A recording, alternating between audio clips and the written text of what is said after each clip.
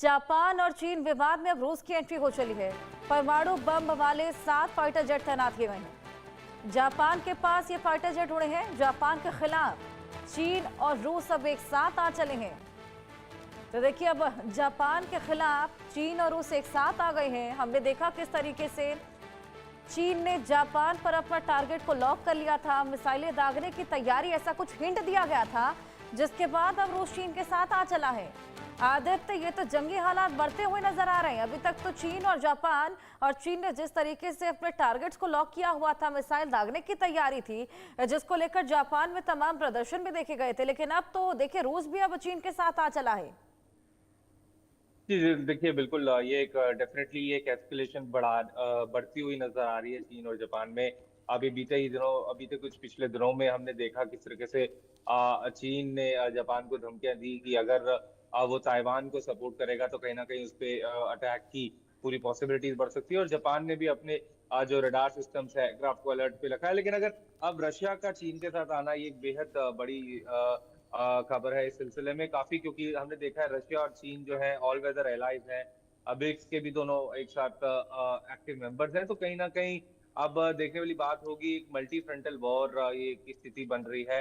हालांकि हमने देखा किस तरीके से पिछले कुछ दिनों में पीट हेगसेथ जो है यूएस डिफेंस सेक्रेटरी, उन्होंने भी बोला कि चाइना जो है साउथ ईस्ट एशिया और ईस्ट एशिया में अपनी मसल्स को जो है फ्लेक्स फ्लेक्स करता हुआ नजर आ रहा है। तो कहीं ना कहीं ये सारी बातें जो है इस समय अब देखने वाली होंगी, किस तरीके से चीजें आगे बढ़ती हैं। क्या अमेरिका जापान के सपोर्ट में उतरेगा अगर रूस जो है चीन के सपोर्ट में उतरा है? तो कहीं ना कहीं काफी कॉम्प्लेक्स स्थिति नजर में आ रही है। अब दिन अगर हम पूरा मैप उठा के देखें तो हर जगह जो है कहीं ना कहीं मतभेद, दूसरे देशों में जो है लड़ाई की स्थिति चल रही है। तो काफी ये चिंताजनक बात है। ईस्ट चाइना हमने देखा है चीन और जापान में जो है ईस्ट चाइना सी को लेकर और कुछ दयायु और सेंकाकू आइलैंड्स को लेकर कुछ फ्रिक्शन पॉइंट्स हैं। और अब यहाँ से अगर रशिया भी इस युद्ध में एंटर करता है तो काफी टेंशन बढ़ने की पूरी पूरी उम्मीद। हर्षा।